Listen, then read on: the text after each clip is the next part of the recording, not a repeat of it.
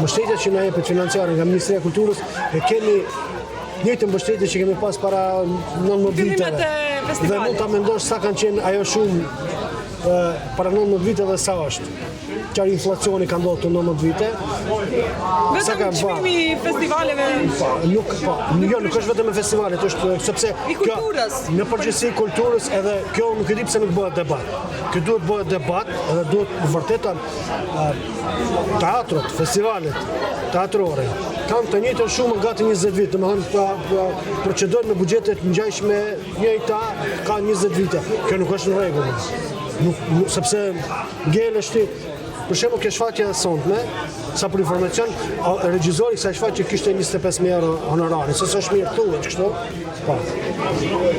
Edhe ne me një buxhet tillë ne mund të ndrojmë, domethënë sillim, është edhe fat që nganjëherë sillim shfaqje me emra të regjisorëve apo sepse buxhetet festivalet kanë tjera buxhete.